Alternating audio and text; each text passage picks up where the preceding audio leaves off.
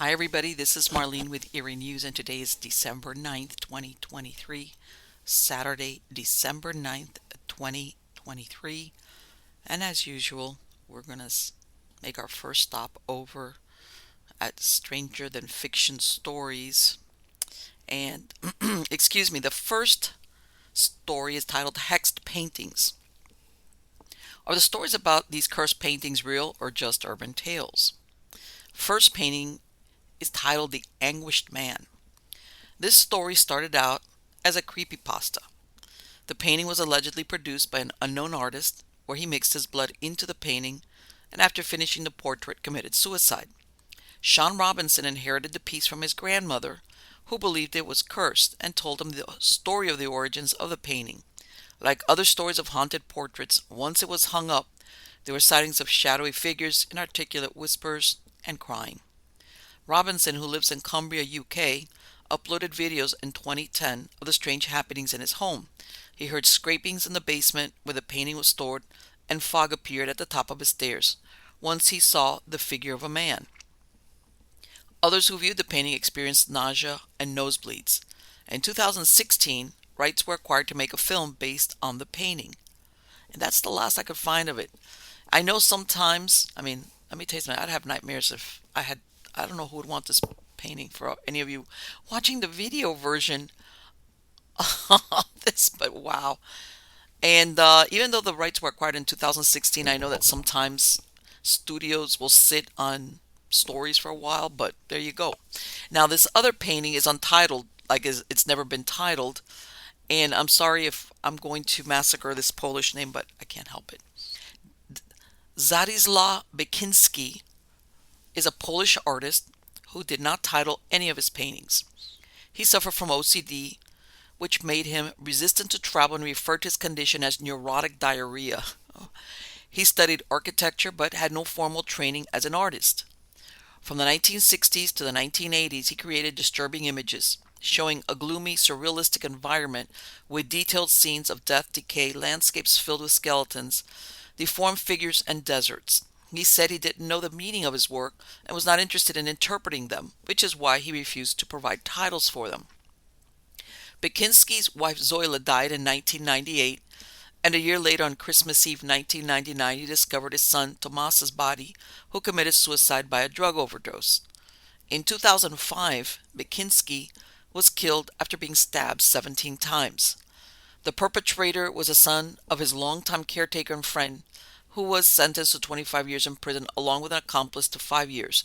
The crime was spurred on when Bekinski refused to lend the perpetrator $100. There is a belief by some that anyone who looks at the painting for a longer time will soon die. And as you could tell, let me tell you something, you could tell this man is a gifted artist, but some of his, talk about macabre, this is beyond macabre. His paintings are very disturbing, to say the least. And as a matter of fact, this one right here, also if you're watching, this is right here is by him. Very dark. It's like, wow. But anyway, and these two right here, for those of you watching the video version of this is not too bad, okay? I like the use of his colors, but this, come on. Very romantic, but no. But anyway, and I don't know, it makes you wonder. His wife, I believe, died of natural causes, even though I'm not sure. And he loses his son to suicide, and he gets stabbed to death. What is that saying? You stare long enough into the abyss, it stares back at you. Oh, there you go. All right, the next piece is called Man Proposes, God Disposes. This painting dates to 1864, in which the artist interprets what happened to Sir John Franklin's expedition, which disappeared in the Arctic in 1845. It is housed at the Royal Holloway University of London. During exam season, it is covered by a Union flag because the rumor is that in the 1970s, a student committed suicide after staring at the painting. His note read, "The polar bears made me do it." Others comment the painting makes them feel uneasy. The artist is Edwin Landseer, who gave a grim outcome to the expedition sent out to explore the Northwest Passage with the two ships HMS Erebus and HMS Terror. Even though they were provisioned with food for several years, they were never heard from again. Search parties were sent out, and Captain John Ray was given hints of sightings by the Inuit. He found some bodies on King William Island, and there were reports of possible cannibalism by the survivors. In 1869, another expedition found the remains of two sailors from the Erebus on King William Island. The painting was sold in auction in 1881 to Thomas Holloway. The myth attached to viewing the painting dates back to at least the 1920s or 1930s, which was that anyone sitting in front of the painting before taking an exam would fail it. The suicide of the unfortunate student has never been verified. For you of those watching it, this is what it is. And basically, I'm going to describe it for those of you listening to the podcast version. It's basically showing two polar bears going through what looks like a wreck and eating human remains. All right. And to be honest, and what I believe they think happened to them is that their canned food was tainted and it gave some of the madness. But yes, that they do believe that there was cannibalism by the survivors of some of the other members, but none of them were ever found. And then the next picture is titled "The Hands Resist Him." Bill Stoneham produced the piece in 1974, at a time when his first wife, Rowan, had written a poem titled "Hands Resist Him." It was about her husband's experience of being adopted and never knowing his biological parents. He was adopted when he was 9 months old from an orphanage in Massachusetts. The painting did not gain notoriety until 2000, when it was placed on eBay as a haunted item. Stoneham said the boy in the painting is based on a photograph of himself at age 5 when he was living in Chicago. The doll was a female playmate who posed in the picture with him. The doorway in the painting demarks the separation between the waking world and the world of fantasy and impossibilities. The life-size doll next to him is a guide. It was first shown at Feingarten Gallery in Beverly Hills during the 1970s. The piece was bought by John Marley, who played Jack Woltz in The Godfather. By the way, for those of you wondering, Jack Woltz is the guy that finds the horse's head in the bed. He's doing the part of, I guess, like a Hollywood director. That's who Jack Woltz is. Anyway, a California couple found the painting at the site of an old brewery turned into an art space. Where it was during those years after it was sold to Marley and why it was left there where it was remains a mystery. The couple who put it up for sale on eBay described it had a curse on it. Besides the description, they included photographs where the doll was threatening the boy with a gun she was holding, which is when he attempted to leave the painting. There was a disclaimer to release the seller from liability once it was purchased. The listing read, quote, "At the time we wondered a little why a seemingly perfectly fine painting would be discarded like that. Today we don't. One morning our 4.5-year, 6-month-old daughters claimed that the children in the picture were fighting and coming into the room during the night." The painting received 30 bids and sold for $1,025 to Perception Gallery. Many who had looked at the painting while it was up for sale had unpleasant experiences. According to the spokesman review, quote, "Another reported that he became ill while viewing the painting and had to burn white sage to cleanse his house afterward. Another reported blackout mind control experiences." End quote. After receiving 30,000 hits on the listing, before the auction was finalized, the sellers backtracked and wrote, "There are no ghosts in this world, no supernatural powers. This is just a painting, and most of these things have an explanation. In this case, probably a fluke light effect." Perception Gallery contacted Stoneham and told him the story of the sale of the painting on eBay. He was unaware of the stories, but did relate the death between 1978 and 1984 of 3 of the men closest to the Hands Resist Him.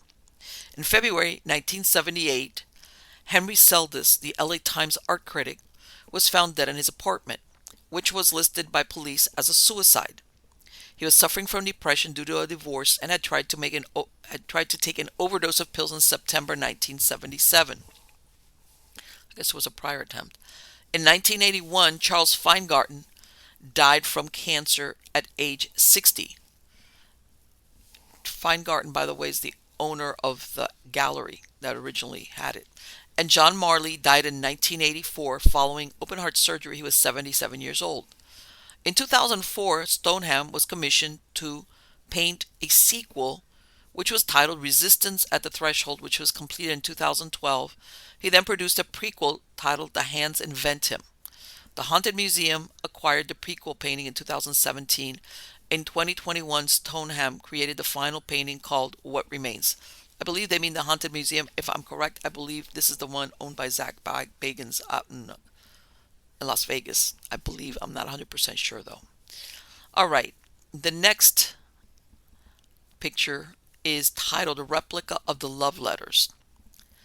This painting is haunted by association. It hangs on the 5th floor of the Driskill Hotel in Austin, Texas, where Samantha Houston Ford died when she fell from a flight of steps where she was playing with a leather ball. The hotel had just opened the year before.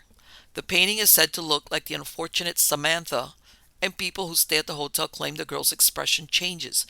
Others have seen the phantom of the little girl playing ball around it. Her father was Senator Temple Houston, and her grandfather was General Sam Houston. Her sister Louise, age 2, died the same year from cholera and phantom and was buried in the same Mobiti cemetery as Samantha. In 1897, the couple lost another baby that was 1 month old.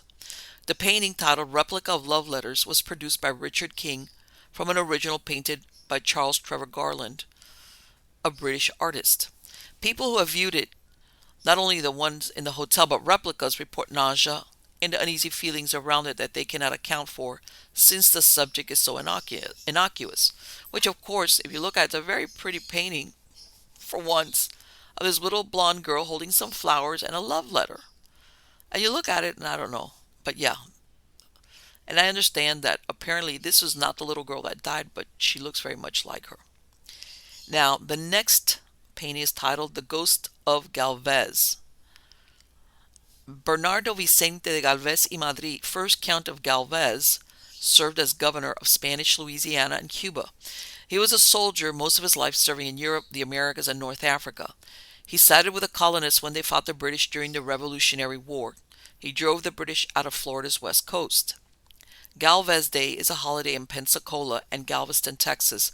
An island he never actually visited is named in his honor. So, how did this man end up haunting his portrait, which he himself commissioned in the 1780s? It hangs at the Grand Galvez Resort and Spa, and guests report the eyes of the Count follows them around, which could be a well-known effect many artists employed. However, there is something else which is quite strange. Those who take a picture only get a blurry image, that is, unless they ask permission first. Perhaps it's not the painting, but the place itself. In 1900, the Great Galveston Hurricane made landfall. It ravaged the island and swept away the St. Mary's Orphan Asylum. Only 3 children out of 93 orphans and 10 nuns survived. Their bodies were not recovered, and it's believed some of their remains were buried under the debris of the orphanage. It was on this site of where St. Mary's once stood that the Grand Galvez opened its doors in 1911 after 10 years of construction and at the cost of $1 million. Another hurricane roared into Galveston in 1915, killing 275 persons, but the hotel, unlike the orphanage, survived. A speakeasy operated there during the Prohibition, and during the years of World War II, it became a U.S. Coast Guard station, devoid of tourists, of course.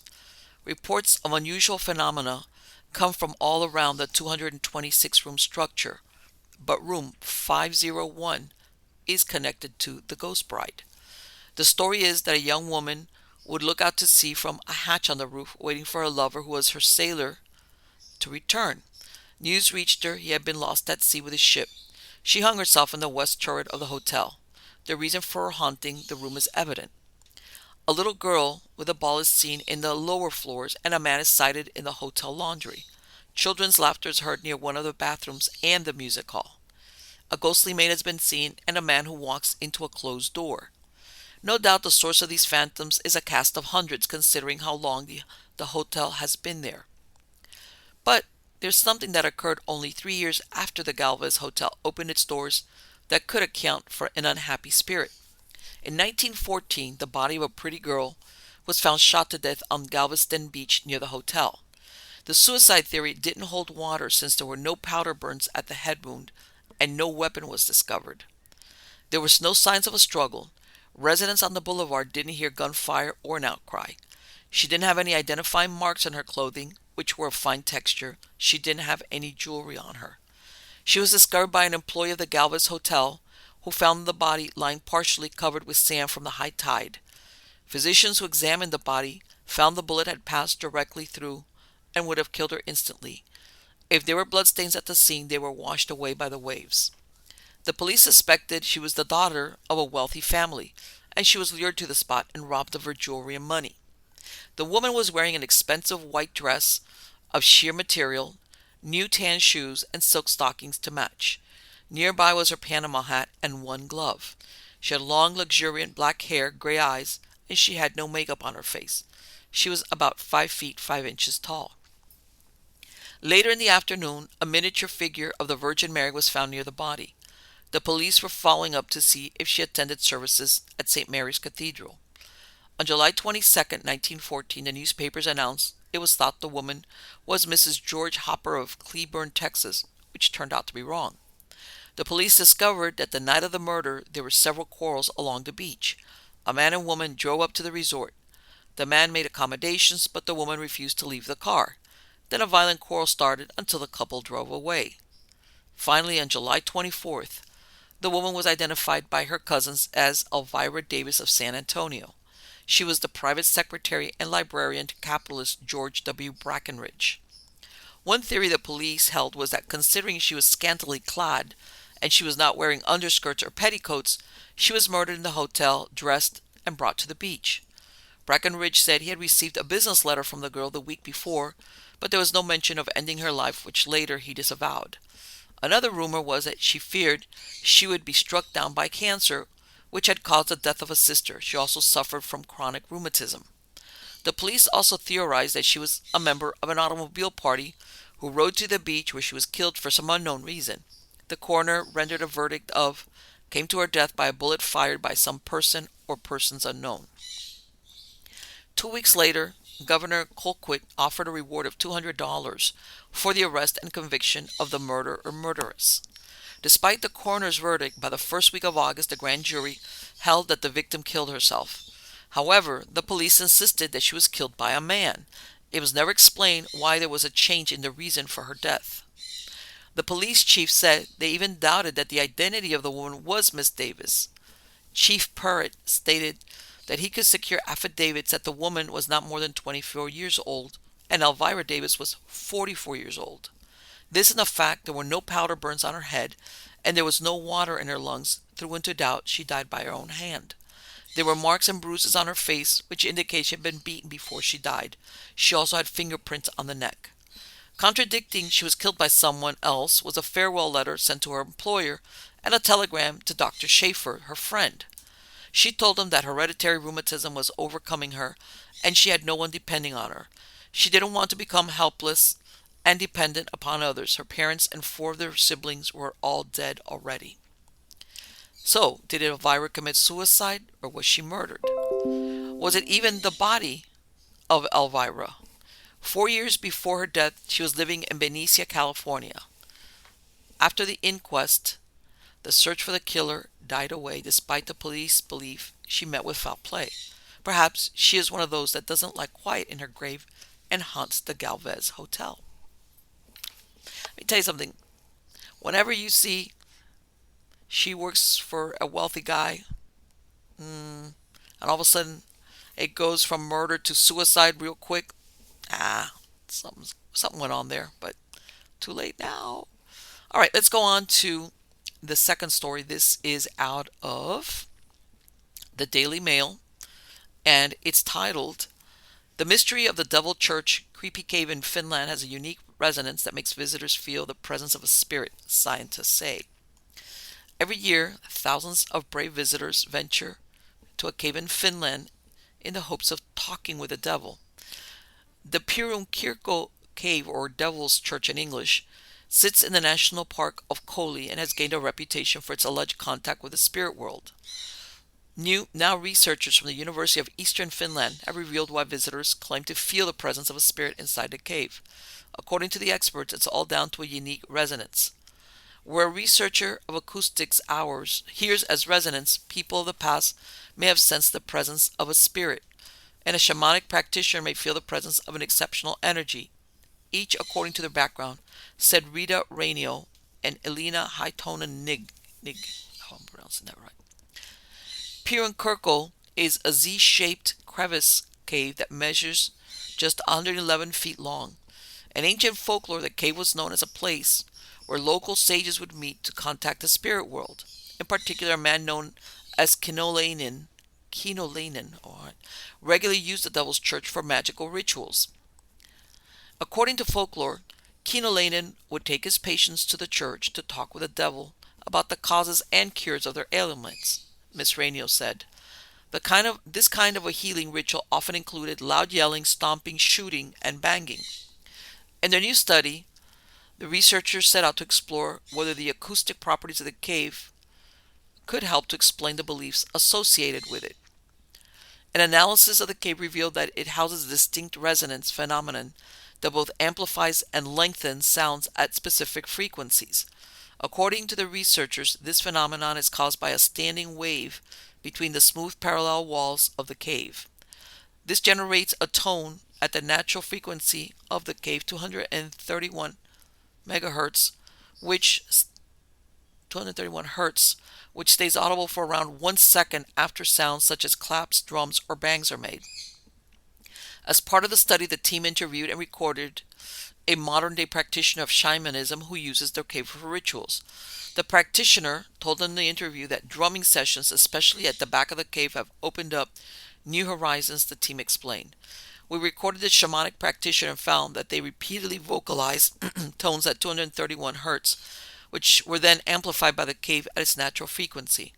While resonance is common in buildings, it's rare in natural environments, largely due to the lack of solid parallel surfaces. For this reason, the researchers suggest that the subtle resonance in the cave may lead visitors to feel like they're feeling a spirit. Very interesting. Let me see if we've got some pictures here. I mean, 211, it's not really that big. This is a picture of it. Let's see if we could. Okay.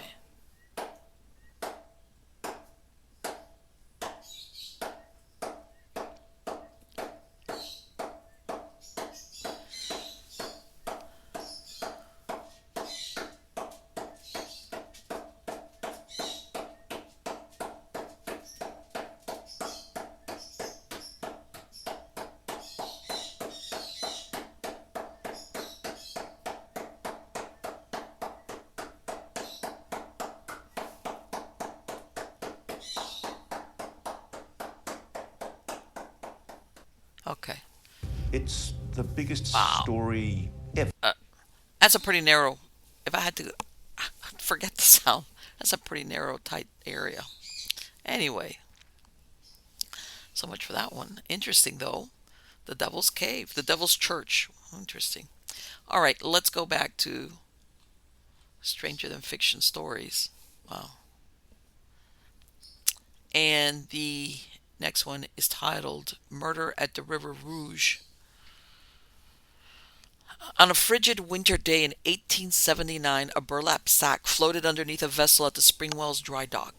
It turned out to be the burial shroud of a woman who was bound and gagged. The woman's body was well preserved by the icy waters of the Detroit River. V. Geist and Sons undertakers allowed the public to view the girl, hoping someone would know who she was. A description of the body, her clothing, and the articles in her pockets were listed and sent to the surrounding towns, hoping to solve the mystery of her death. At one point, it was thought she was a woman known as the Spanish Doctoress. However, this woman turned up very much alive and living in Ludington. The authorities followed different leads, but none produced the name of the woman. More than a year passed, and not until April 1880 did authorities determine through different clues that her name was Martha Ann Whitlaw, whose parents lived in Canada. They had believed she was still alive even though she had disappeared from their view. Their description of her person and her clothing closely matched the dead woman, and that her disappearance from home coincided when the remains were found in the river. It came to light that she once lived at the home of John Thies in Dearborn. Then the investigators said the woman's real name was Martha Pugh, that she was born in Ohio, and John Whitlaw adopted her after the death of her parents and moved to Detroit. Martha worked at different places in Detroit, usually as a housekeeper.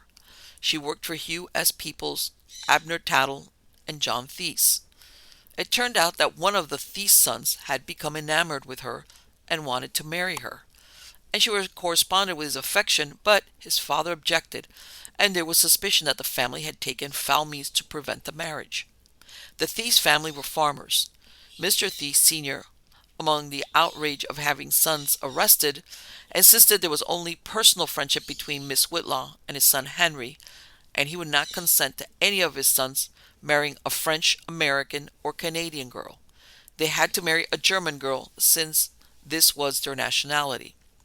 Amidst the excitement of the Whitlaw murder, another body was found in the River Rouge. The night was damp and windy on April 6, 1880, when the Sutskever family sat around the crackling flames in the fireplace that warmed the home where the family had lived for 52 years. The house faced a remote stretch of road, and considering the weather and the time of day, the family paid attention when they heard a buggy pass so rapidly they believed that horse had run away with the vehicle. When the buggy came to the bridge over the Rouge, it stopped. A quarter of an hour later, the buggy came back, the horse again moving along at a clipping rate. This time Sutskever's son went out to see who it was, but the rig disappeared in the darkness of the night. The next morning, two men, Martin and Solo, were passing along the road heading into the city.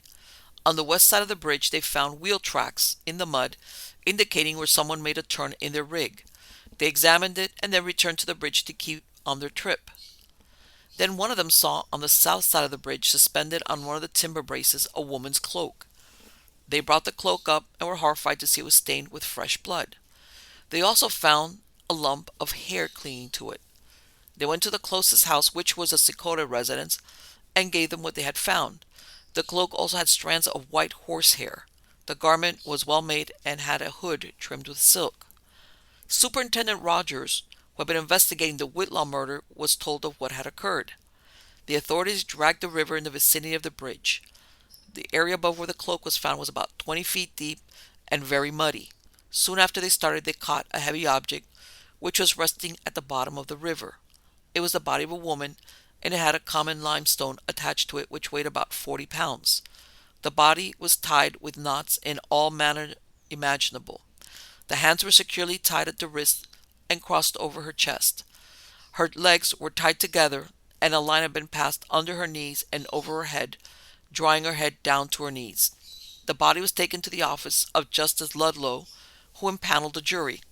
It was laid out on two rough planks to be inspected by all the jurors. The woman was described as being in her 20s. Her face showed the effects of being in the water, her nose being drawn up and her eyes and mouth partially open. The skin was drawn together. Her head was covered with thick brownish black hair, done up in a cord fastened with two brass hairpins and several black pins. Her undergarments were saturated with blood. Her dress was black. Her stockings were of balmoral, striped with black, brown, red, and other colors. She wore nearly new pebble goat shoes laced on the side. She had small feet and hands. Later, a large-sized basket was found on the shore of the river near the bridge. It was new and wet, and the sides were pressed in. Some believed the body was packed inside after it had been tied up. A bottle of medicine was found afloat in the water, but it was unknown if this belonged to the victim. A post-mortem by a doctor found a small hole directly above the right ear, but it was only a bruise. There was no damage to her brain. However, the upper portion of her body was terribly bruised. There were no traces of cut, stab, or shot wounds. However, it was found that some internal organs were very inflamed, and the doctor concluded she had died as a result of an abortion. He declared she was thrown into the river shortly after her death. The body was sewn up, placed in a rough box, and brought to an undertaker on Monroe Street. It was Valentine Geist and Sons, the same undertakers that received Martha Whitlaw's body. Like Martha's body, the undertakers laid the body on ice, and hundreds visited during the afternoon, but still she was not identified. Some believe she was a prostitute who worked in a brothel in the city, and after her death was brought out and thrown in the river. A Mrs. Osmond came to the police and said she believed the woman was someone she had recently met. The woman claimed she had some trouble with her husband and was going to the law about it. Mrs. Osmond said the woman had been driven in a buggy by an unknown man who during the ride made improper proposals to her, and she decided to walk back to her home. The woman told Mrs. Osmond she had a child who was staying with friends on 17th Street. When they reached the saloon opposite the fort, she gave Mrs. Osmond some money to buy beer. Then Mrs. Osmond spied a certain man who lived in her neighborhood. She refused to go into the saloon and promptly returned the money, after which she left. Mrs. Osmond never got the woman's name. Then a man with the name of Jomio, Dromo, or Moro, who lived in Del Rey, said he saw the dead woman the past Sunday at the fort in the company of another woman. Finally, the identity of the man who saw her was found to be a laborer who lived in a brick cottage several streets below the justice's office. The man's name was Julius Gagnier. This corroborated Mrs. Osmond's story. He told the detective the other woman was a certain Mrs. Osmond who kept a small notion store. He made the following statement to the police, quote, "I was near the fort last Sunday afternoon and saw two women go into a saloon and ask for a drink. The barkeeper refused to grant the request and one of them remarked, 'We will go elsewhere.' They both left and started away. One of the women wore a cloak which I am satisfied was the same as the one found on the bridge. And furthermore, if I was up on the stand, I would swear that, to the best of my knowledge and recollection, the woman they found in the river was one of the two. I am quite sure of it. She was of the same size, and, to my nearest recollection, she looked just like her." End quote. The detectives went to the saloon Gagnier told them about, who corroborated his story, but he thought both women had worn shawls and not a cloak. By April 15th, the identity of the woman tied to the stone became known. Her name was Anna or Annie M. Clemens from Bay City. A chain with a locket containing the picture of her fiancé, a gentleman with who she had kept company for years, and some very fine rings were missing. Within a day, arrests were made in both cases. Dr. William G. Cox and Henry W. Weaver were brought in for complicity in the death of Annie M. Clemens. Harriet Schneider, the madam of a brothel at number 7 Porter Street, where it was alleged Annie Clemens met her death, was arrested as well. At the arraignment, it was stated that Annie was forcibly drowned, but she had also been the victim of a botched abortion. The trial for the Clemens case started at the end of May 1880 for Henry W. Weaver and Dr. William G. Cox. Belle Wagner, 16, testified that she worked for Mrs. Snyder as a housekeeper and confirmed that the dress belonged to a young woman who she had seen once at the house. During the next few days, the woman stayed in one of the rooms. She complained of a headache and pain. She sickened more and started to vomit. Then she saw Dr. Cox coming to call and check on her. She had seen the lady the day before the body was found in the river. When she asked Mrs. Snyder about her, she was told the lady got well and went to Chicago. Annie's mother, Abigail Clemens, said she had met Thomas D. Merritt about 5 years before. She stated he was a constant visitor at their house. Merritt had given Annie the chain locket and the rings that were missing. The last time she had seen her daughter, Annie showed her mother $25, which she said Merritt had given to her for a purpose, and that she was going to Norris to visit a friend. Annie's father, Isaac T. Clemens, was a station agent of the Detroit, Bay City, and Saginaw Railroad at Reese Station. Like his wife, the last time he had seen his daughter alive was March 31st. Mrs. Snyder testified that she had met Annie when she came to her house and that Dr. Cox had attended her and that she had miscarried one of the nights she was there. She lingered a few days, then died in Mrs. Snyder's bedroom with Dr. Cox in attendance. The doctor left and returned around midnight, and she helped him put her clothes on. Dr. Cox then looked through her valise to find out her identity. Mrs. Snyder told him she didn't want to know who she was. Some letters found in Annie's hat were burned. She insisted that they needed to let her family know what happened to her. She said he, as in Dr. Cox, replied it would be best not to, as it might get them all in trouble. He returned the next day, and the body remained in her room. She helped him take the body to a shed in the back of the house, and they put it inside a basket. Later that night, she stayed in her house and heard someone walking in the shed and the noise of a wagon in the alley. She had given Annie's chain to her daughter and thrown the rings into the St. Lawrence River. On July 4th, 1880, Dr. Cox was found innocent of the murder of Anna Clemens, as was Henry Weaver, a furniture repairer who helped in transporting and dumping the body. In January 1882, the story took a weird turn when the police arrested Dr. William G. Cox and Harriet Snyder for the murder of Martha Whitlaw. The charge was that Martha had also died of a botched abortion carried out by Dr. Cox at Mrs. Snyder's house. The charges were dropped a month later and new persons were charged. It was Hugh S. Peoples and Dr. James N. Hollywood who were accused. One witness testified that Martha knew Hughes from before his marriage and that he had seen them talking together after his marriage in the yard and in the barn.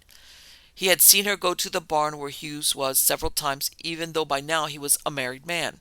It was not known where Mrs. Peoples was at these times. During the trial, evidence was entered that Alberta L. Kimball had tried to blackmail Hughes. The basis for the blackmail was that he owed Martha $400, and if he didn't meet her demands, she would inform the Evening News. The threat was based on the $400 debt being a motive to kill Martha. Later, Miss Kimball denied she had ever written the letter. During the trial, Miss Dr. Cox testified that he was slightly acquainted with Dr. Hollywood and had never called him into consultation. Hollywood was heard to say in a low voice, "That's a lie." Another witness was a man named Frank DeRice. He described where Hughes approached him and asked that he marry a lady friend of his for $50. The next day he met her, but she used the name of Mary Brown and he used the name of Charlie Clark. They went walking alone and told each other their real names.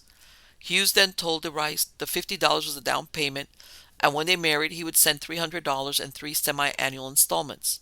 DeRice weakened on his intent, saying he didn't fancy Martha, and instead of meeting her, went to Pontiac.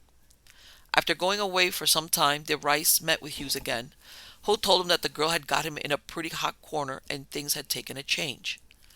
DeRice then met Dr. Hollywood, who told him all he had to do was take out some baggage, and that it would be in a trunk. At that time, Martha was alive, and Hollywood said that he would disfigure the face so she couldn't be identified. They wanted DeRice to dispose of the body somewhere in the country or in the water. While DeRice was waiting for a notice from the Hughes, he had gone to Rochester and opened a shop.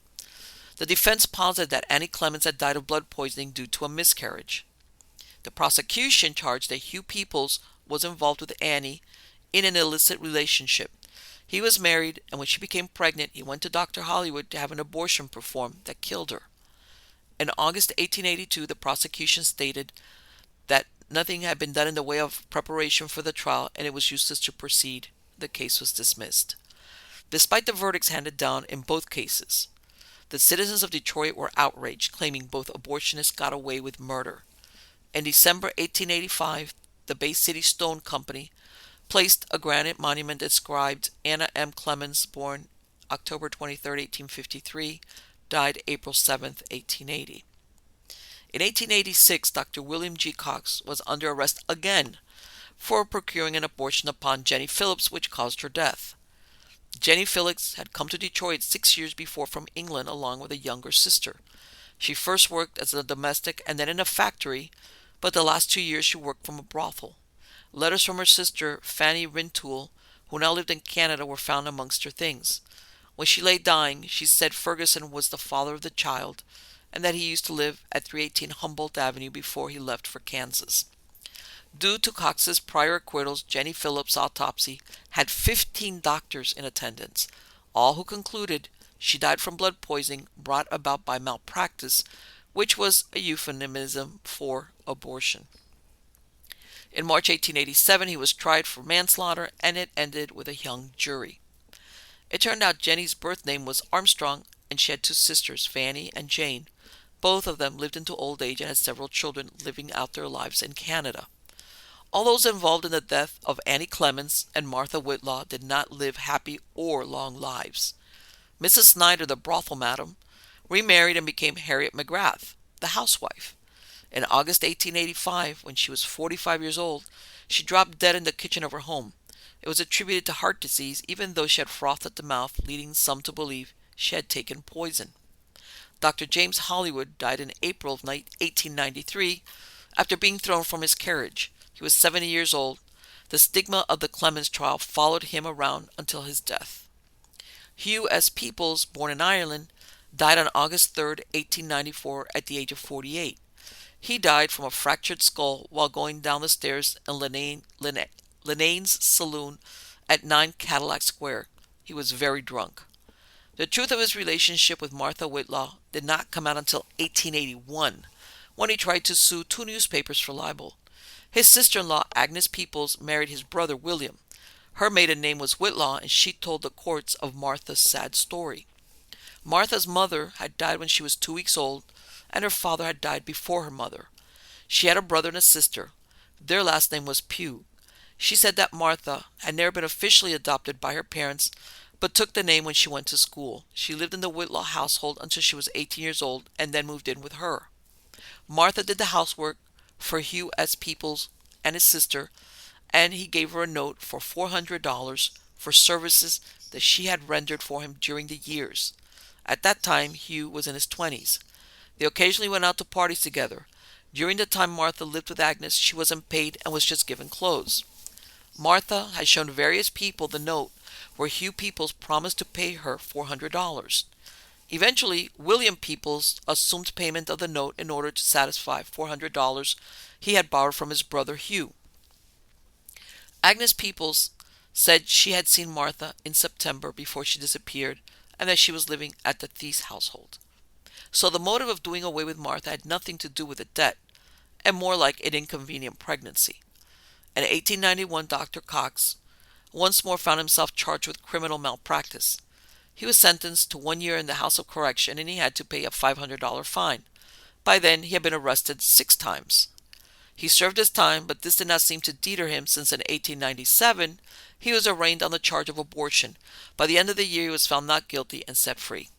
In August 1898, Dr. Cox made the newspapers again after performing another abortion for $10. The woman didn't have all the money, and he settled for $5. Like the other trials, he was found not guilty. In 1900, Dr. William Giroux Cox moved to Miami, Florida, but by his death in 1909, he had come back to New York. He was 78 years old. And, I mean, one has to wonder, especially the second one, were these women already dead when they were thrown in the water? I mean, bad enough that they had a botched abortion, God knows, but that they were thrown in the water. At the end of the day, and it's not funny, but, especially with the death of Annie Clemens, everybody thinks, oh, back in the, people would have been outraged because basically, she had slept with someone before being married. But obviously, the residents of Detroit, they were so outraged that he got off. That, I mean, he was run out of town on a rail kind of thing. And in Hollywood, that thing trailed after him. The connection to her. In other words, he was acquitted, but he could never get away from the, he was never seen the same again. So I thought that was a very interesting story. And let's go on to the next one.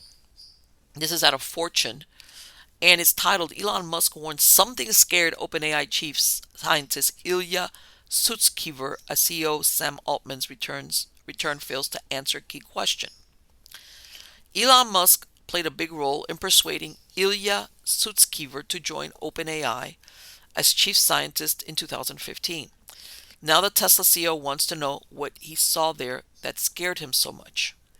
Sutskever, whom Musk recently described as a good human with a good heart and the linchpin for OpenAI being successful, served on the OpenAI board that fired CEO Sam Altman 2 Fridays ago. Indeed, Sutskever informed Altman of his dismissal. Since then, however, the board has been revamped and Altman reinstated, with investors led by Microsoft pushing for the changes. Sutskever himself backtracked on Monday, writing on X, once known as Twitter, I deeply regret my participation in the board's actions. I never intended to harm OpenAI. But Musk and other tech elites, including one who mocked the board for firing Altman, are still curious about what Sutskever saw. Late on Thursday, venture capitalist Mark Andreessen, who has ridiculed doomers who fear AI's threat to humanity, posted to X, quote, seriously though, what did Ilya see? End quote. Musk replied a few hours later, yeah, something scared Ilya enough to want to fire Sam. What was it? That remains a mystery. The board gave only vague reasons for firing Altman. Not much has been revealed since. OpenAI's mission is to develop artificial general intelligence, or AGI, and ensure it benefits all of humanity. AGI refers to a system that can match humans when faced with an unfamiliar task. OpenAI's unusual corporate structure put a nonprofit board higher than the capped profit company, allowing the board to fire the CEO if, for instance, it felt the commercialization of potentially dangerous AI capabilities was moving at an unsafe speed.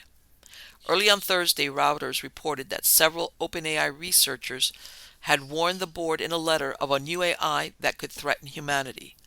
OpenAI, after being contacted by Reuters, then wrote an internal email acknowledging a project called Q, pronounced Q-Star, which some staffers felt might be a breakthrough in the company's AGI quest. Q-Star, or whatever, reportedly can ace basic mathematical tests, suggesting an ability to reason, as opposed to ChatGPT's more predictive behavior. Musk has long warned of the potential dangers to humanity from artificial intelligence, though he also sees its upsides and now offers a ChatGPT rival called Grok through his startup xAI. He co-founded OpenAI in 2015 and helped lure key talent including Sutskever, but he left a few years later on a sour note. He later complained that the one-time nonprofit, which he had hoped would serve as a counterweight to Google's AI dominance, had instead become a closed-source, maximum profit company effectively controlled by Microsoft. Last weekend, he weighed in on the OpenAI's board decision to fire Altman, writing, "Given the risk and power of an advanced AI, the public should be informed of why the board felt they had to take such drastic action." When an ex-user suggested there might be a bombshell variable unknown to the public, Musk replied, "Exactly." Sutskever, after his backtracking on Monday, responded to the return of Altman by writing on Wednesday, "There exists no sentence in any language that conveys how happy I am." Okay. Yeah, how happy I am after they came down on me like a ton of bricks. And they have to ask, and you know what? When you get, again, and I'm very distrustful, not about AI in and of itself, but what people that make AI or develop it or own it or what produce it can do with AI. In other words, and it makes you, if you got somebody like Elon Musk having doubts, and God knows what he knows, that makes you wonder what came about that this, even though he was reinstated, they kissed and made up, makes you wonder what was it that was seen or presented or whatever that got this guy booted out to begin with. All right. And this thing that he said that basically the quote that it was a maximum profit company.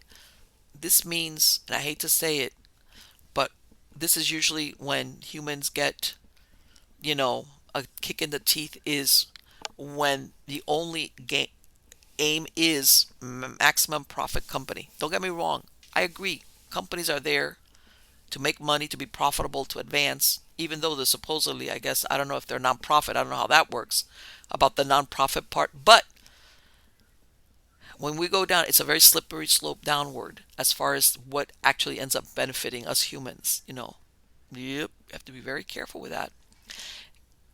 Going back to Stranger Than Fiction stories. This is titled Hiking into Oblivion. Hiking is great exercise and exposes you to nature. However, it can also become the gateway to death. Even tour guides are not impervious, as one got lost during a group trip. His name was Morgan Heimer, 22, of Cody, Wyoming. On June 2nd, 2015, the National Park Service received a report he had disappeared at Pumpkin Springs. The group was on the 6th day of an 8-day trip. He was last seen wearing a flotation device and carrying a water bottle.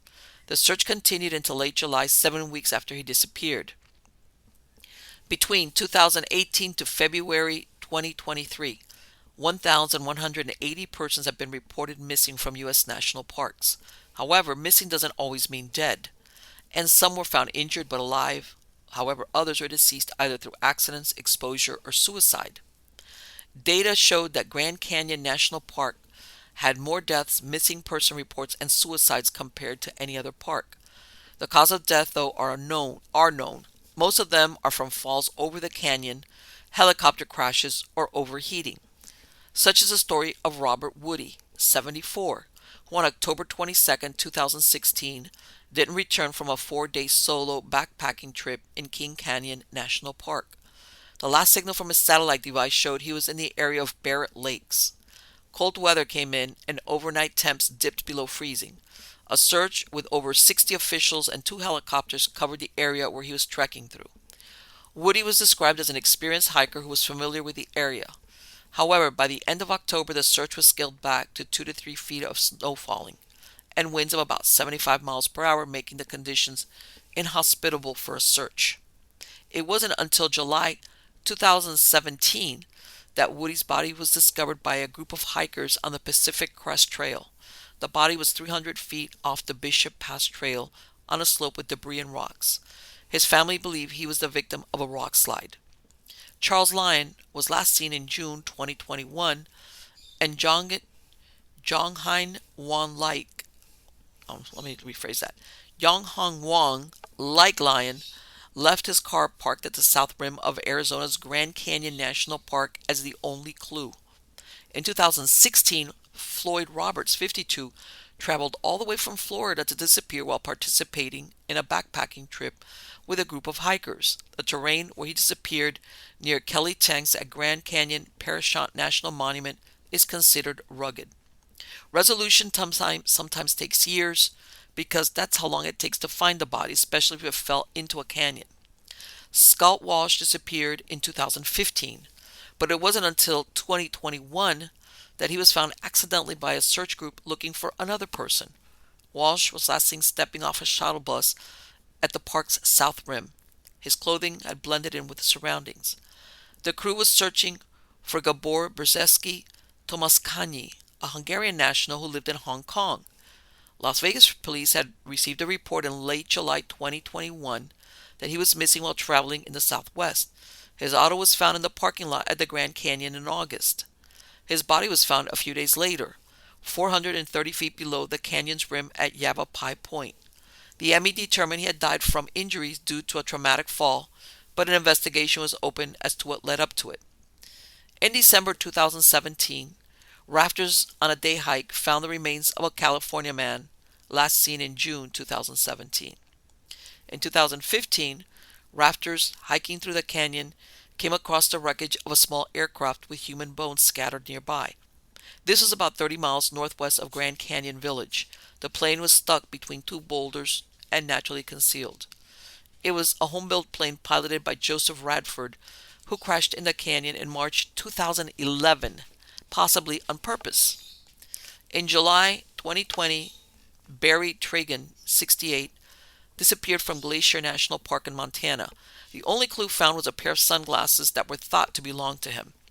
The same month, Matthew Silveira, 32, disappeared from the Cape Cod National Seashore, where his car was abandoned. Inside was camping gear and his cellular phone. In 2019, James Pruitt, 70, drove from his hometown of Etowah, Tennessee to Rocky Mountain National Park. On March 3rd, rangers found his vehicle, which didn't have an overnight parking permit. They searched for him until March 11th, but by then 2 feet of snow had fallen at Glacier Gorge. They searched for him throughout the summer, but without any success. In 2016, Peter Jackson went out to Yosemite National Park. He texted his son and had paid to park at White Wolf Campground until September 21st. He's never been heard of since then. In some cases, decades go by before a discovery is made, and the mystery of a hiker's whereabouts is laid to rest. In August 2017, police in southwestern Switzerland found the remains of a German hiker who went missing 30 years before. 2 hikers found a hand and a pair of shoes sticking out of the Holob Glacier, 6 miles east of the Matterhorn. The man went missing on August 11, 1987.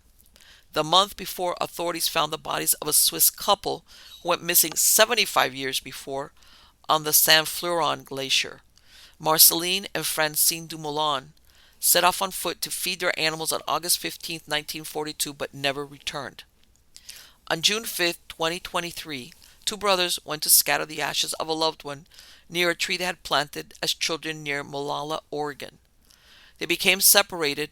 Search and rescue volunteers went out into the area and located the body of the missing man, which appears to have died from some type of medical condition.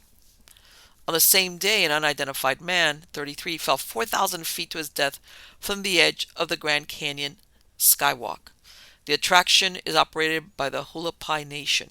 It extends out 70 feet over a precipice with a 10-foot wide horseshoe-shaped glass bridge that tourists can walk over. It's unclear if the man fell or leaped from outside the barrier. On August 25th, 2023, Bryce Canyon National Park announced that Jean Robles Howell, 64, from Sedona, was dead. She was an experienced hiker. However, it seems she was caught by a flash flood caused by heavy rains as she trekked through Fairyland Loop, an 8-mile trail. In September 2023, a man that went missing from Glacier National Park, Reynolds Mountain in Montana, was found. Adam Fusilier, 32, was overdue to return from a hike, which prompted the search. His vehicle was found at Logan Pass, the highest elevation reachable by car. His cause of death has not been clarified. In May 2023, a student from University of Kansas drowned in Glacier Park National Park's Avalanche Creek after falling from a rocky overhang. Okay, everybody knows about missing 411 and people go missing. And part of this, you look at this and you could tell, all ages. You have people, even with who the stories guides, people who are young, fit, knowledgeable, and I have to laugh because so many of them are described as experienced hikers. And then you have the tourists, and I'm sure some of them, the inference says, even if they can't prove it, that sometimes these people go out there on purpose, maybe to end their lives. And then others are just wrong place, wrong time, caught by a flash flood. The only part I don't get, and I like my alone time, but even if, going out there by yourself on these solo hikes, I don't know, somehow that doesn't seem safe. For a lot of reasons. Safety, as in safety protection, but the same thing. You have a medical moment, you fall down and break your ankle. Anything. It could be anything. Just have another person there to get you help. But there you go. Yeah. All right. And the last story is out of Mysterious Universe, and this is titled Magic and Mystical Warfare in World War II. All throughout the history of war, enemies have constantly tried to one-up each other. From fist to stick to stone to spear to guns and nuclear weapons, there has always been constant one-upmanship. In the old days, people often would turn to magic and dark paranormal forces to try and change the tide of conflict. But far from mere ancient superstitions and lore, this has persisted well into the modern day. During the brutal trial by fire that was World War II, there were certainly those who sought to harness supernatural powers to their own ends, and both friends and enemy alike absolutely turned to magic to try to gain an upper hand. When talking about using magic and World War II, it is inevitable that we start with the Nazis. The Nazis have always made great villains, and for good reason. Their twisted philosophy, seemingly all-encompassing presence during World War II, their ruthlessness, and their numerous secret projects have all sort of wreathed them with this ominous air of evil and inscrutable mystique. Throw in stories of unleashing top-secret super weapons, occult powers, secret underground layers, and quest of powerful ancient artifacts, and you have the perfect recipe for a mysterious villainous organization. Yet, the movie portrayal of Nazis is not always as completely so far removed from reality as one might think. Indeed, the Nazis were deep into research, expeditions, and experiments that are just as fantastic and at times downright absurd as any fiction involving them. And they were often involved in the dark world of the weird and the occult to a degree many might not be aware of. Truth is indeed sometimes stranger than fiction, and man's propensity for evil knows few boundaries. It is a potent combination that makes the reality of the Nazis something at once stranger and far more terrifying than any movie depiction of them. Hitler and many of the Nazi leaders absolutely had an intense interest in the occult that is quite well documented. And in fact, the Nazi Party had originally started as a sort of occult fraternity in the days before their meteoric rise to a devastating political force. This deep interest in the occult and the arcane led to the significant expansion of a secret cabal dedicated to it all, known as the Ahenurb. No, Anenerbe, if I'm pronouncing that right, which had been originally founded on July 1st, 1935, by the infamous Heinrich Himmler, who would later become the notorious leader of the SS along with Hermann Wirth and Richard Walter Daré. The Anenerbe literally means inherited from the forefathers, and started out ostensibly as an institute dedicated to researching the archaeological, anthropological, and cultural history of Germanic heritage. But in actuality, it was more to find evidence that would support the German theory that the Aryan race was a superior and godlike people from whom the Germans descended. In this sense, there were more agents of propaganda looking to find so-called scientific evidence or proof to support their twisted ideologies. To this end, this shadowy organization funded numerous expeditions and archaeological digs all over the world in places as far-flung as Germany, Greece, Poland, Iceland, Romania, Croatia, Africa, Russia, Tibet, and many others, looking for lost arcane ruins, artifacts, relics, or ruins that would bolster their claims that they were the perfect race above all others. Tibet was of special importance to the Anenerbe, as it was believed that it was here that a mysterious lost civilization existed that had been the origins of the pure perfect Aryan race, and which perhaps still lived in vast subterranean cities. They were also very interested in harnessing magic for their own nefarious ends. It was not long before the operations of the Anenerbe branched out from their brand of science and out into the outer edges of the occult, and perhaps considering the pedigree of its founding fathers, it is no surprise.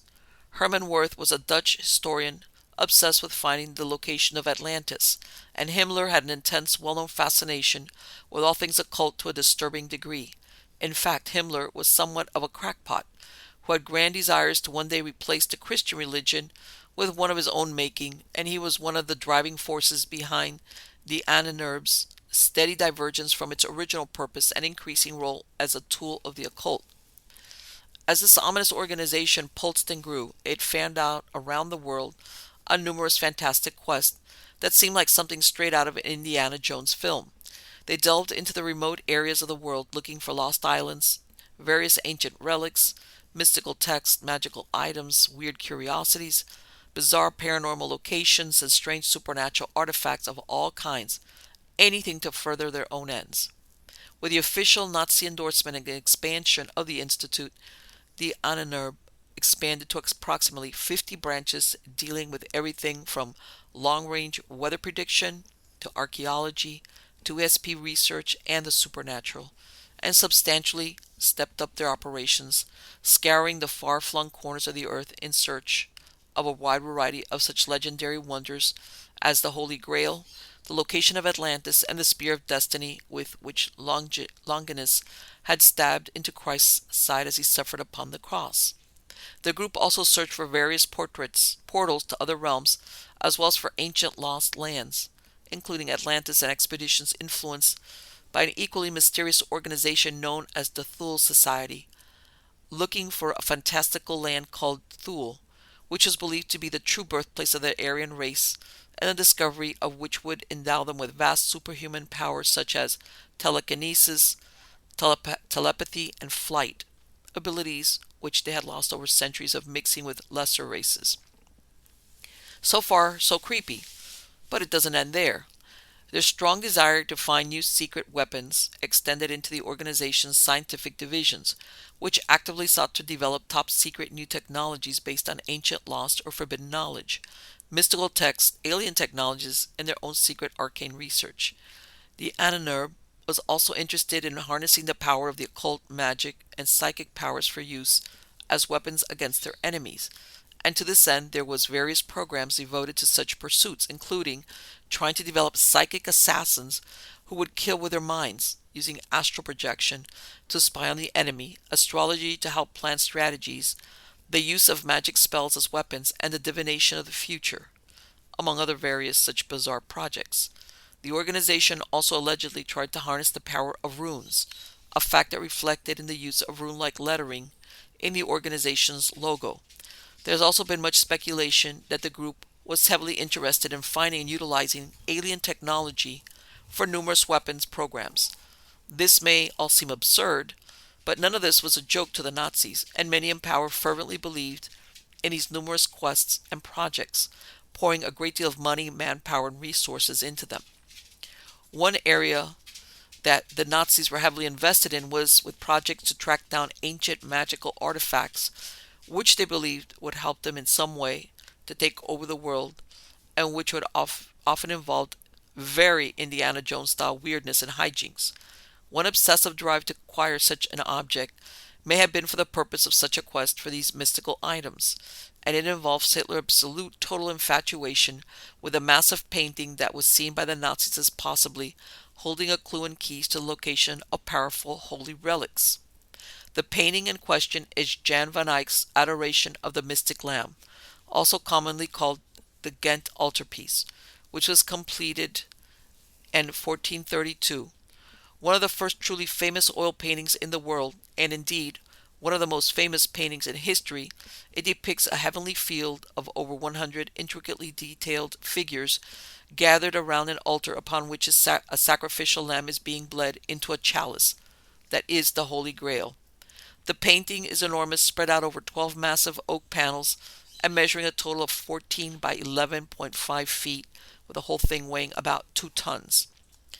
The Ghent altarpiece is certainly a work of great historical value, but Hitler and his second-in-command, Hermann Göring, had a driving obsession with it, saw it as holding some magical insight, and constantly plotted to steal it back from Belgium, who had acquired it through the Treaty of Versailles at the end of World War I, and had then hidden it away at a location in southern France called Chateau de Pau.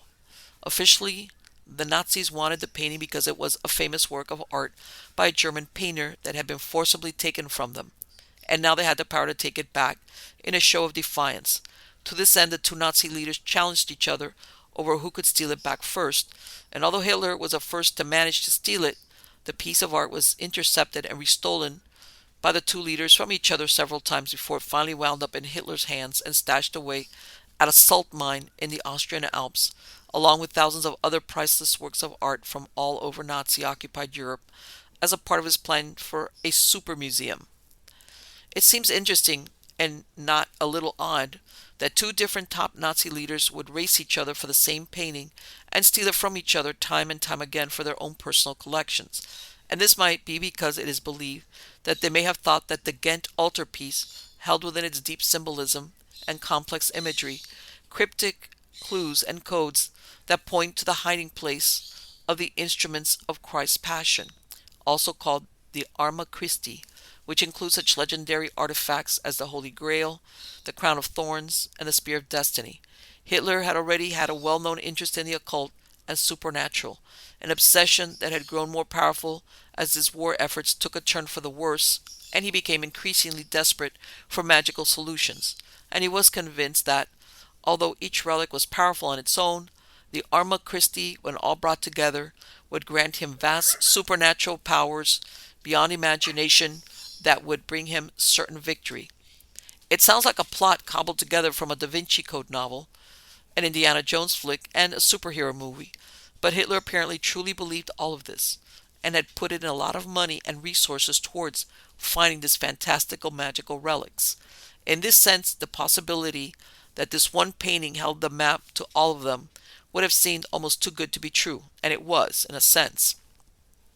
The problem with the painting he had managed to steal with his personal unit of art thieves was that it was missing one of its panels, which was a crucial portion featuring religious wise men called the Righteous Judges panel.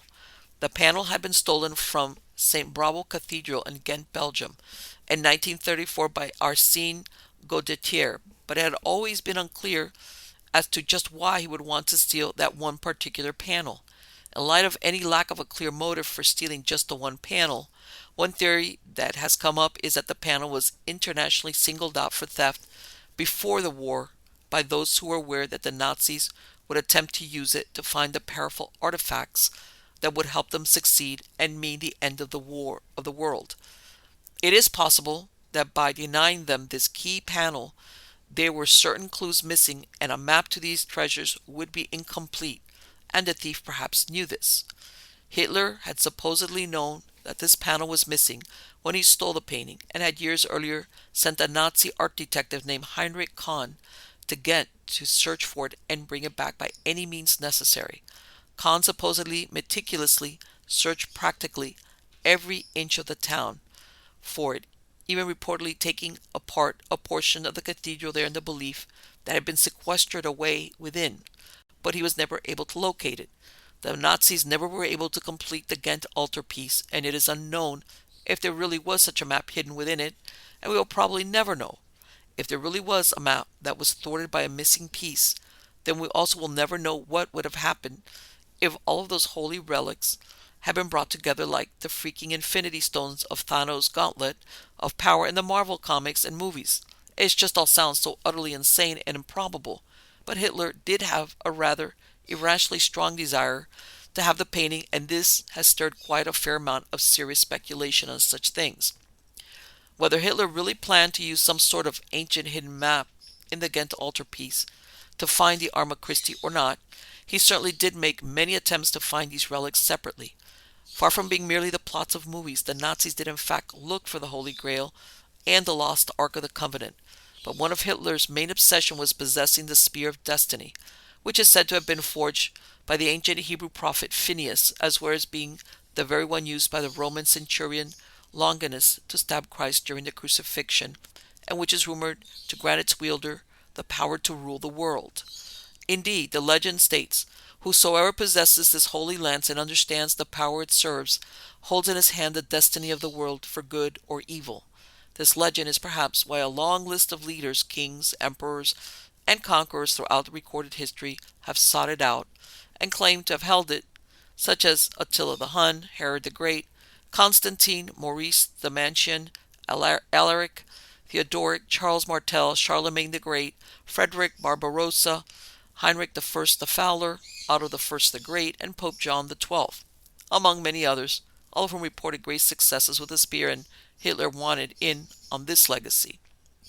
The problem was the spear had been lost to history, and it was not even certain if these leaders had ever had the actual Spear of Destiny, or if it really existed or not. Indeed, there are scores of conflicting tales of what happened to the spear, where it went, and even what it looked like, all made more confusing by the fact that there were said to be numerous fakes and recreations that had been crafted over the centuries during Constantine the Great's alleged tenure with the relic. His spiritual advisor, Eusebius of Caesarea, described it thus, quote, "It was a long spear overlaid with gold. On the top was fixed a wreath of gold and precious stones, and within that the symbol of the Savior's name, 2 letters indicating the name of Christ by means of its initial characters. Those letters the emperor was in the habit of wearing on his helmet at a later period. From the spear was also suspended a cloth, a royal piece, covered with a profuse embroidery of most brilliant precious stones, and which, being also richly interlaced with gold, presented an indescribable degree of beauty to the beholder. The emperor constantly made use of this sign of salvation as a safeguard against every adverse and hostile power, and commanded that it should be carried at the head of all his armies." End quote. Hitler's own fascination with the Spear of Destiny started long before he was even the notorious Nazi leader, back when he was just a humble art student.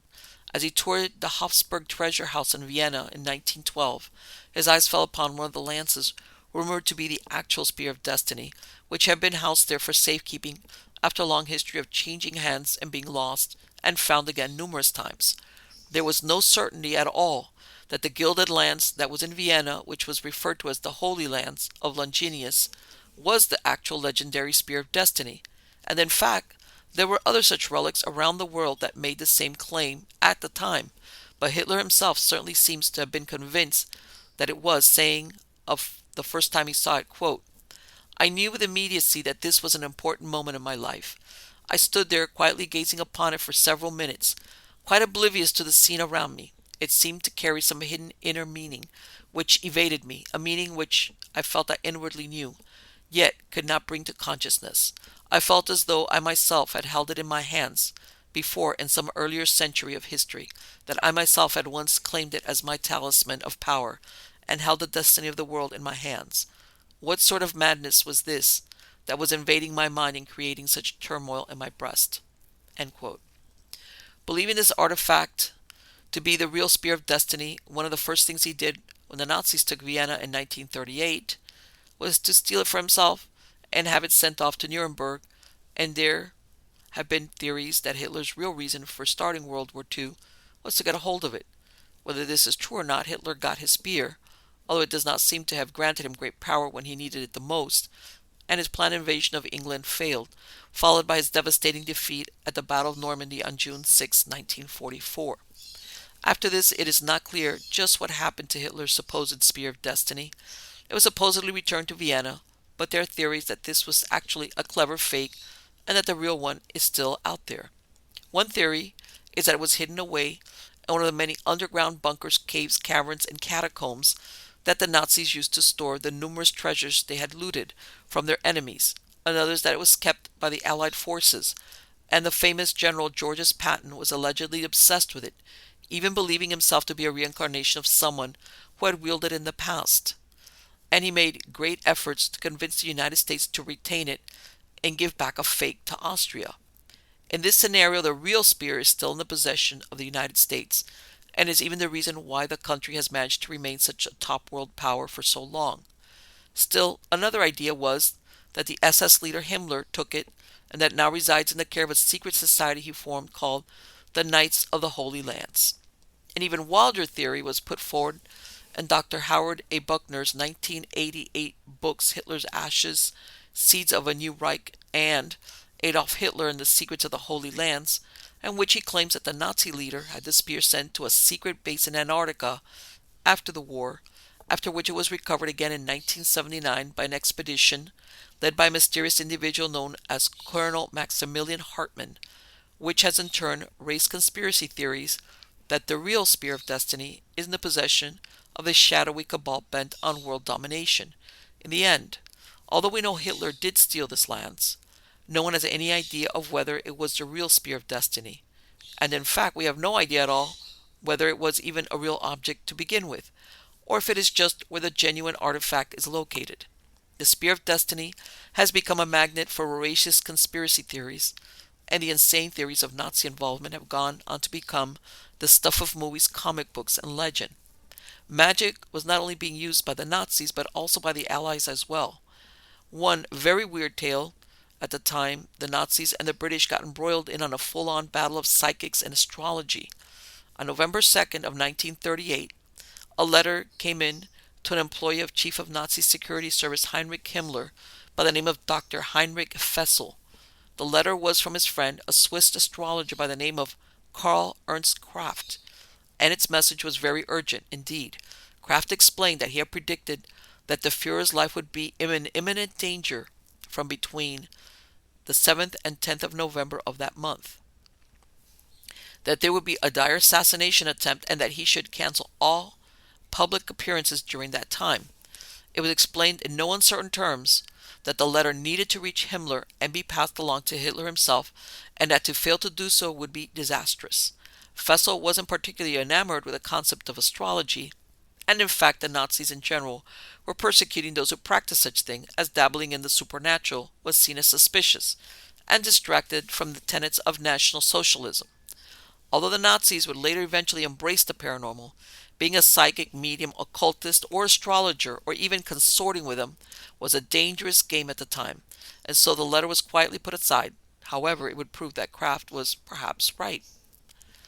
On November 8, 1938, Hitler was scheduled to make a grand speech at a place called the Munich Beer Hall. On that day, the weather was pretty terrible, and so Hitler left the event 30 minutes early without really telling anyone. Exactly 10 minutes after the Fuhrer left, an explosion tore through the hall, brought about by a timed bomb that had been placed in the column right behind the podium where he had been making his speech.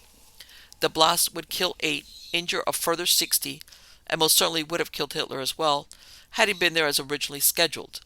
It would turn out that the bombing had been carried out by a man named Johann Georg Elser. in an effort to kill Hitler and kickstart a communist revolution, and he was subsequently imprisoned, tortured, and executed.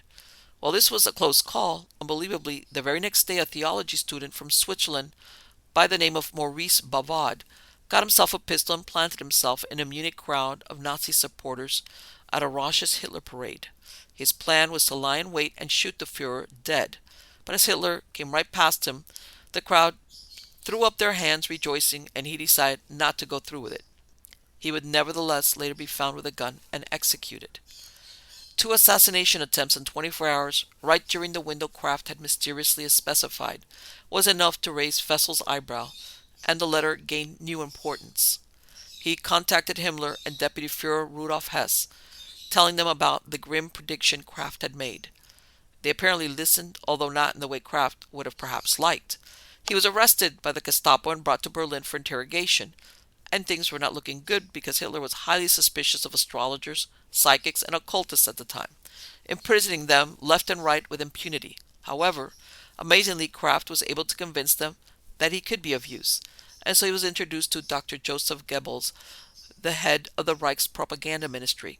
Whether he really had powers or not, Kraft was seen as a potential propaganda tool, and so Goebbels had him go through deciphering prophecies made by the psychic Nostradamus for the purpose of squeezing predictions to fit in a way that made it seem that Hitler was destined for what he was doing and prophesied to win the war.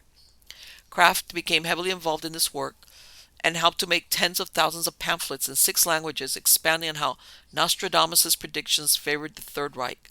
He also gave various private astrology readings for Hitler and was considered by some to be the Nazis' private astrologer. It is uncertain how much Kraft was really involved with the Nazis or how many of his claims were true, but with all the propaganda they were spewing out, it certainly appeared that it was, and soon it was all making the British very nervous. After all, if there was anything to all of this astrology stuff, then they did not want the Germans to have the upper hand in that area, and so a sort of astrology arms race began. The British hired their own guy, an eccentric, cross-dressing astrologer by the name of Louis de Wohl. Recruited by the British intelligence agency MI5, Wohl's job was to start England's own astrological propaganda campaign to counter what the Nazis were doing with Kraft. To this effect, Wohl not only made horoscope predictions that publicly directly contradicted those of Kraft, but he was also sent to the United States in order to make sure that his predictions against Nazi Germany would be published in major astrology magazines there.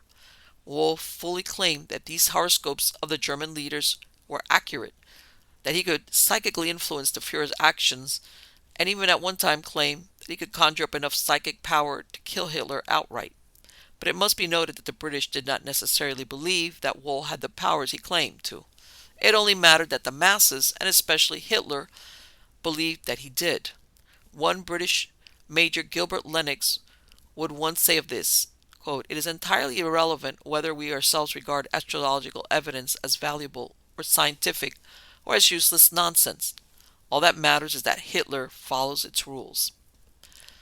The main idea was to sow doubt among the people and to make Hitler paranoid, and doubt his own astrologers, although it is not clear how successful they were, or indeed how much Hitler really believed in any of this stuff in the first place.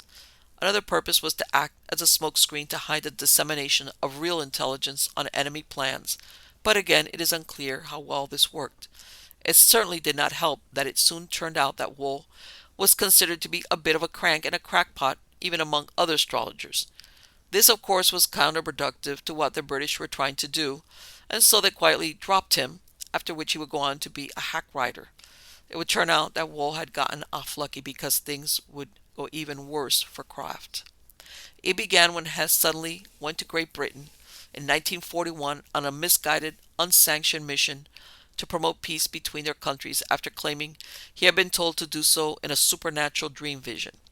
Hess would be arrested in Scotland and spend the rest of his life in prison. Hess's actions were a move that absolutely enraged Hitler, but it also was bad news for anyone who happened to be an occultist, medium, psychic, or astrologer at the time. Hess had been one of the top Nazi brass who had actively believed in and supported such things, and it was thought that he had embarked on this insane mission on the advice of a psychic, and so Hitler put into effect a massive crackdown on the people who practiced anything even remotely paranormal related. This resulted in the imprisonment and death of countless psychics and astrologers, and Kraft would be a casualty as well. Arrested because he had made a prediction that the Nazis would lose the war and die of typhus in 1945 on his way to be transferred to the Buchenwald concentration camp. At the time, this effort to purge Germany of occultists and psychics ended up failing because the masses and some of Hitler's own men really believed this stuff. And Eric Kurlander, a professor of history at Stetson University in DeLand, Florida, has said of this, quote, "The half-hearted crackdown faltered because the German public remained overwhelmingly superstitious, and the High Command itself remained stubbornly attached to various aspects of scientific supernaturalism, including research into such potential superweapons as death rays, anti-gravity machines, super rockets, flying saucers, and even the resuscitation of the dead." End quote. Indeed, there were plenty of Nazi higher-ups who were still interested in the paranormal and the strange, and they would go on to carve a path into the bizarreness that includes all manner of fringe ideas and insane experiments.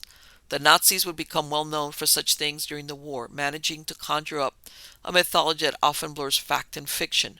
Yet, while many of their subsequent exploits are unclear and unable to be verified, we certainly do have the time that they got caught up in this astrological battle, and it remains a curious little oddity of the war at large. Of course, with all the people out there with supposed mental, magical, or psychic powers, it seems only natural that during wartime both sides might try to seek these people out for use in warfare. With all the interest that the Nazis had in the occult, it may seem only natural that they would employ actual psychics and occultists within their ranks, and they certainly did, with some of these tales being quite bizarre indeed. The most famous of these was a veritable supervillain group by the name of Wilhelm Wolff, Ludwig Stranick, and Wilhelm Gutberle. Wolff's power was supposedly the ability to divine information on the enemy through the use of astrology and psychic gifts.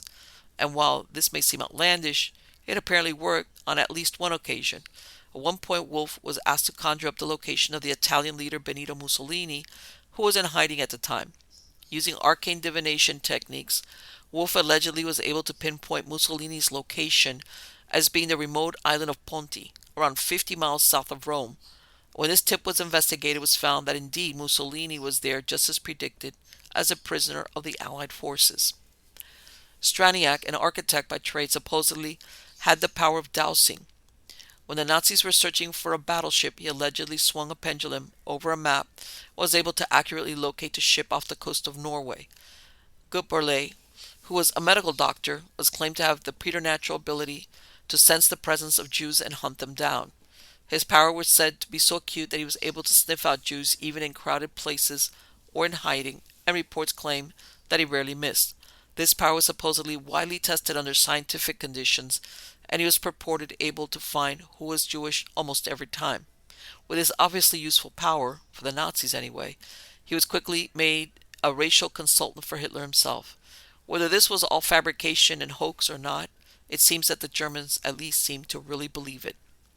In another case, we have Nazis trying to channel magical powers to build actual spaceships. In 1919, a pretty young woman by the name of Maria Orsich, also called Maria Orsic, arrived in Munich, Germany with her fiancé, looking to start a new life. She had been born in 1895 in Zagreb, Croatia. She had long allegedly possessed the power of mediumship, and by the time she reached Germany, she was already well known for this. She was reportedly able to go into deep trance states during which her eyes would roll up into the back of her head, and she would channel all manner of spirits into this world. And she had made a name for herself doing this in her own country. It was perhaps this mysterious ability that would soon attract the attention of an organization called the Thule Society, which would change her life forever. The Thule Society, named after a mythical country from Greek legend, was an occultist group and secret society founded shortly after World War I by Walter Neuhausen, and they were known for their bankers' ideas on racial theory, the study of the origins of the Aryan race, and their efforts to somehow prove that the Aryan race was superior. An offshoot of this group was the Vril Society, which Orsic would subsequently become deeply involved with as well. where she became known as a powerful psychic. It was during her time with the Vril Society when things would take a steep dive into the bizarre. It began with a mediumship session held in 1924 by the Society, during which Orsic attempted to reach out and communicate with the deceased German anti-Semitic Völkisch poet, playwright, journalist, publicist, and political activist Dietrich Eckart. She purportedly successfully contacted Eckart's spirit and began speaking in his voice, having quite the odd tale to tell. The spirit requested to let another party speak through him, and so Orsic began channeling the voice of an entity that claimed the ancient Sumerians were actually an alien race from the planet Aldebaran and were the ancestors of the Aryan race. These aliens had supposedly arrived on Earth 500 million years ago, and the alien offered messages from these aliens which were channeled through Orsic in the ancient Sumerian language, a tongue which she herself claimed that she did not understand. This woman, jotting down ancient Sumerian texts, was enough to convince even some of the more skeptical members of the gathering, including leading members of the Nazi Party Rudolf Hess himself. Orsic would go on to claim that the aliens had beamed into her mind the plans for a spaceship capable of dimensional leaps and allegedly scrawled these down, after which they would begin construction of what was called the Munich device. Upon completion, the alien craft would be discussed at a Vril and Thule meeting in 1943. The purpose of this meeting was to work out the logistics of a trip to Aldebaran and decide who was to travel off-world to meet their ancestors, and there would be another meeting held in 1944 to prepare further. After this is where things get murky. It seems as though the Vril Society was worried that they were being infiltrated by the paramilitary group Schutzstaffel, more commonly known as the SS, and they did not wish their plans for their spacecraft to fall into the hands of the Third Reich. On the orders of Orsic herself, they either hid or destroyed the ship and the plans and disbanded the Vril Society, after which Orsic and the Society seemed to have just vanished into thin air, leaving theories that they might have even used the craft to travel to Aldebaran after all. However, the SS supposedly confiscated some of the plans in order to use in their own research into UFO technology. The Nazis indeed would purportedly pursue space travel in a secret space program and even make a legendary man-made UFO called the Die Glock, by some accounts allegedly made using plans stolen from Orsic and the Vril Society, which in itself is a story that has become almost legendary. We are left to wonder how much of this off-the-wall tale is true and how much is just more weird legends attributed to the Nazis. Whatever the case may be, it is certainly a weird little historical oddity and one bonkers tale to add to the Nazi pile of World War II. There have been plenty of other stories of enigmatic people and their supposed powers during World War II. One such man emerged in the days before the World War II, going on to become a powerful psychic and magician feared by Hitler and held close by Stalin. He was a man who had various powers that have remained unexplained, his very history uncertain and permeated by legend. The man known as Wolf Messing was born into poverty to a Jewish family in 1899 in a small backwater village of Gora Kalwaria, about 15 miles outside of Warsaw and what is now Poland, and which at the time was part of the Russian Empire. He was a rather strange boy from an early age, claiming to have special psychic abilities such as predicting the future, clairvoyance, telepathy, and most spectacularly of altering people's very perceptions of what they were seeing around them. As a teenager, he would become rather well known in his village for these purported abilities, and he began performing demonstrations for money, doing all manner of parlor tricks such as locating hidden items, reading people's minds, and planting suggestions in people's minds. He claimed that there was nothing paranormal about any of this, and that he was able to do so through natural processes that anyone could master, such as being able to sense subtle permutations in the human body, which helped him along in his feats, and of which he would once say, quote, "It is not mind reading. It's like the reading of muscles. When a human thinks hard about something, the brain cells transmit impulses to all muscles of the body. Their movements invisible to the eye I can easily feel. Often I'm performing mental tasks without direct contact with the inductor. The pointer to me here is the breathing frequency of inductor, the beating of his heart, voice timbre, his walking nature, etc. My ability to see the future may seem to contradict the materialist understanding of the world, but there is not a particle of the unknowable or supernatural about precognition. This went on for some years until Messing's parents began to pressure him to join a seminary to become a rabbi, something he was not keen at all about doing. When it became clear that he had no choice in the direction of his life that his parents had mapped out for him, Messing decided to run away, hopping on a train to Berlin with a lot of dreams, no money in his pocket, and the horizon of his future blurry and indistinct. Indeed, he was so poor that he could not even afford a ticket for the train, instead sneaking aboard as a stowaway.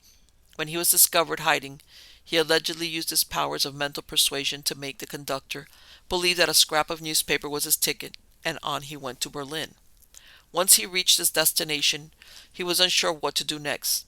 He lived on the streets doing odd jobs such as shining shoes, washing dishes, anything to put food in his mouth, and in the meantime, he worked on sharpening his psychic prowess. Eventually, he was able to get a gig with a traveling circus doing the same kind of psychic tricks that had made him so well known in his own village, only this time he was playing to huge sold-out crowds. Word spread about the wondrous abilities of this outsider by the name of Wolf Messing. And so, at one of these shows, two of the members of the audience in attendance were some scientists you may have heard of by the name of Sigmund Freud and Albert Einstein, who were unable to figure out how he was doing what he did. Messing allegedly famously asked Freud to imagine a task to complete, the more bizarre the better, and acting on this the psychic took a pair of tweezers and plucked 3 hairs from Einstein's mustache, exactly what Freud had envisioned. Messing would attract the attention of society's elite and the rich and famous until he was a major celebrity at the time, the talk of the town in Berlin until Hitler came to power in 1933, and the Nazis and the looming World War II sent the very Jewish Messing running back to Poland. He would then make a prophetic announcement in 1937 that, quote, if Hitler goes to war against the East, his death awaits him, end quote. Considering Messing was so high profile, this got back to the Germans, who placed a rather sizable bounty on his head, and when the Nazi war machine rolled into Warsaw in 1939, not even Poland was safe for him anymore. In his effort to get out of there, another legendary story of his psychic powers would be born.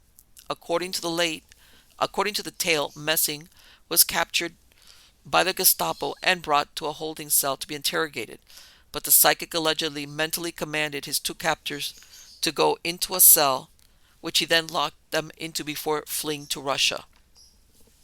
Once in Russia, Messing immediately got to performing once again, wowing odd audiences with his feats of miracles and paranormal prowess, a dangerous game considering that Joseph Stalin was famously against claims of psychic powers and had indeed outlawed such practices. Nevertheless, when word got out, Stalin about his amazing psychic, who was taking audiences by storm rather than have him killed, the Russian leader instead requested an audience with Messing.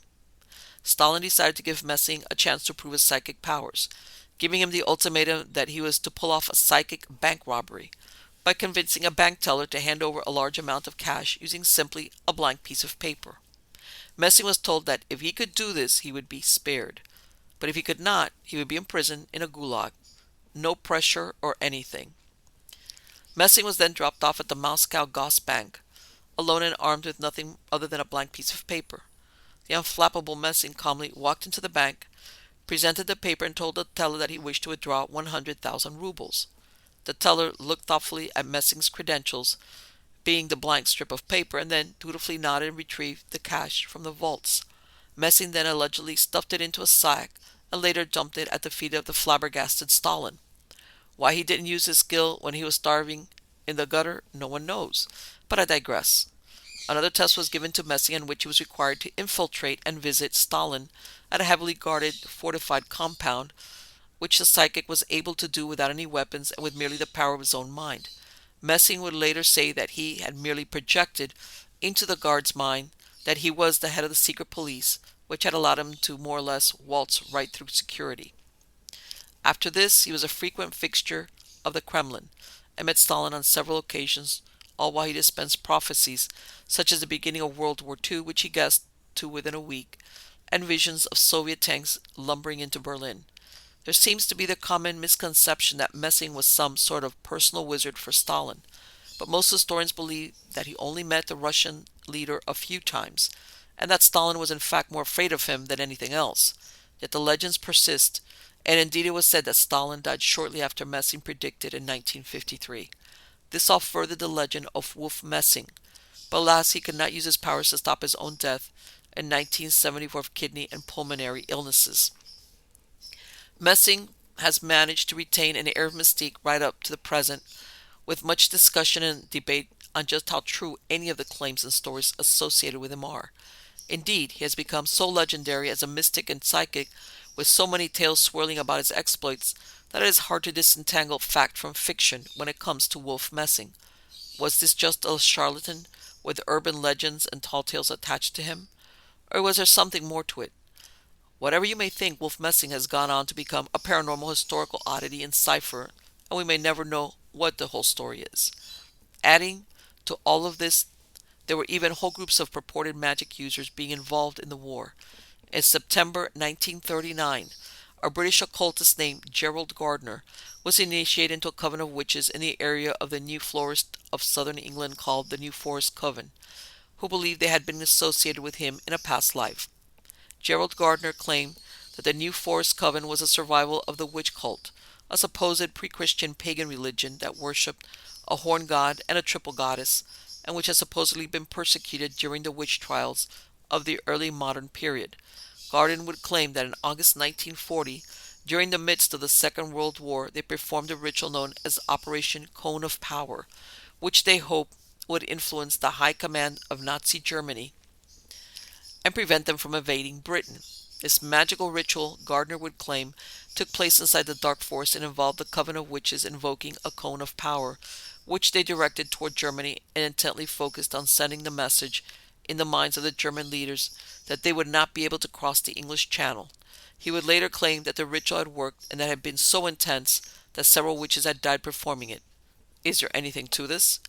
In the end, we have to ask ourselves, was there anything to any of this? There was certainly a lot of resources poured into pursuing magical means to gain the advantage in a war, but did any of it matter? Or was it just a bunch of mumbo-jumbo embraced by desperate minds? There is no way to really know for sure, it seems, but it is all certainly an interesting insight into a lesser-known side of one of the bloodiest conflicts the world has ever known. And I'm going to put my 2 cents worth in on this interesting story. The best psychics, the most extraordinary psychics, mentalists, whatever you would know, you never, ever, ever would want to be a psychic to a world leader, ever. Why would you do that?